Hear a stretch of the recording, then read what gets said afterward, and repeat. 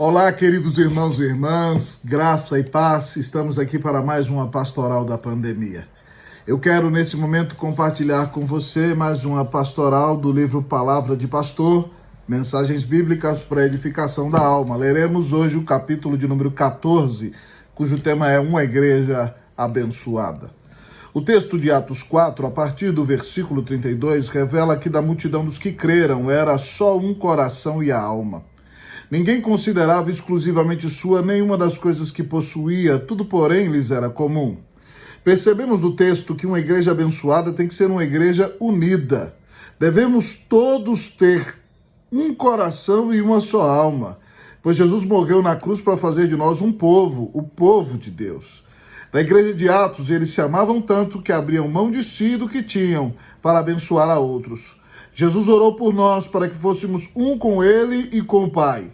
Ele disse que quando vivêssemos em unidade, o mundo creria que ele nos enviou. Viveremos em unidade quando Cristo for nossa primeira prioridade.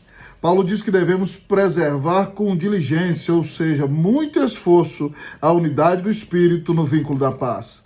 Que haja paz em nosso meio. O Senhor morreu e sofreu o castigo que nos traz a paz. Que Deus nos presenteie com maturidade espiritual e sabedoria.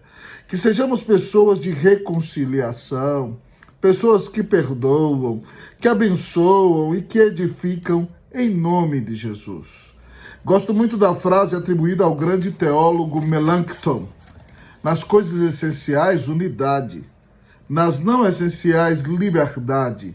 Em todas as coisas, caridade. Louvado seja Deus. Imagine se o Senhor Jesus nos tratasse com a mesma misericórdia com que tratamos os irmãos.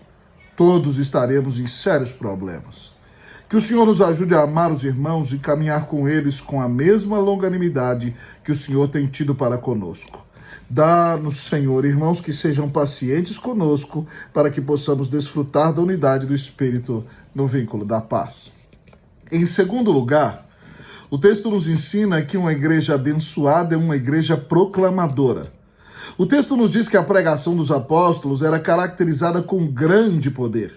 Não era poder do homem, não era poder fugaz, era o grande poder do Espírito de Deus. Era unção do alto. Tenho orado para que as mensagens pregadas em nossa igreja sejam marcadas pela presença graciosa do Espírito Santo. Contudo, o texto diz que a pregação dos apóstolos era testemunho. Testemunho é fruto de uma experiência. Só pode ser uma testemunha fidedigna em um julgamento alguém que presenciou um fato. Os apóstolos não falavam de um evangelho etéreo.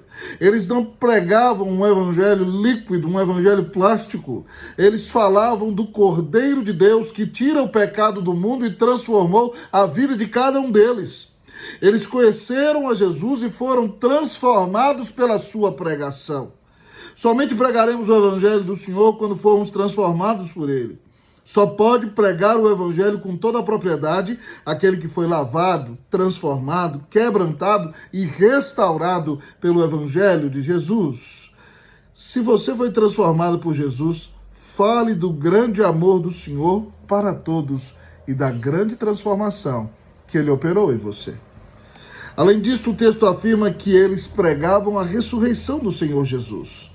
A mensagem desses apóstolos mostrava que o seu Senhor morreu para pagar os pecados do seu povo. Porém, ele não permaneceu na tumba. A morte não pôde detê-lo. No terceiro dia, o anjo do céu baixou.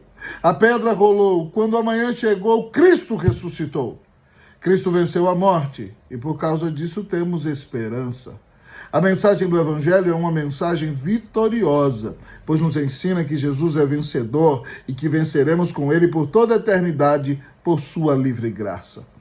O texto ensina que ao pregar esta mensagem havia em todos eles abundante graça. O coração de Deus era favorável para com eles e os ouvintes percebiam a bênção do Senhor sobre essa pregação. Minha oração é que esse tipo de pregação, esse estilo de proclamação, seja o estilo de pregação da igreja que pastoreio, a Igreja Presbiteriana Unida de São Paulo.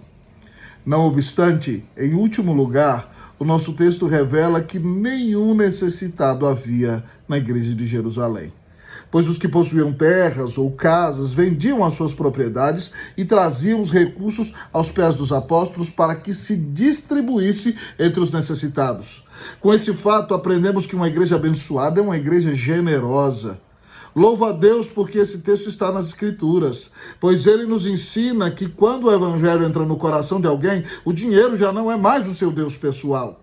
Já não é mais o seu primeiro amor, de maneira que essa pessoa pode dispor daquilo que tem para ajudar os outros.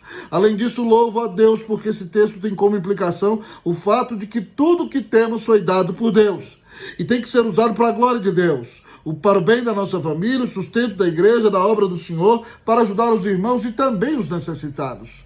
O texto de Provérbios 19:17 ensina que quem se compadece do pobre, ao Senhor empresta, e este lhe paga o seu benefício.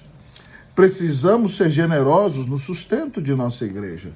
Também temos que ser uma igreja que investe na obra missionária e na plantação de novas igrejas, pois a igreja é a agência missionária de Deus na terra. Essa missão ele confiou ao seu povo. Que Deus nos livre da idolatria ao dinheiro e que nossa igreja seja uma igreja que investe na expansão do reino para a glória do Senhor Jesus. Quando uma igreja começa a ser revitalizada, esse período é um tempo de parto espiritual. Como a maioria dos partos naturais, também é marcado por muitas dores. Não obstante, quando esse é o projeto de Deus, ninguém pode detê-lo, ninguém poderá impedi-lo. Que nos humilhemos aos pés do nosso Senhor, que busquemos a glória de Jesus, que nos preparemos para ser uma igreja mais frutífera, em nome do Senhor Jesus, para a glória do Senhor Jesus. Amém.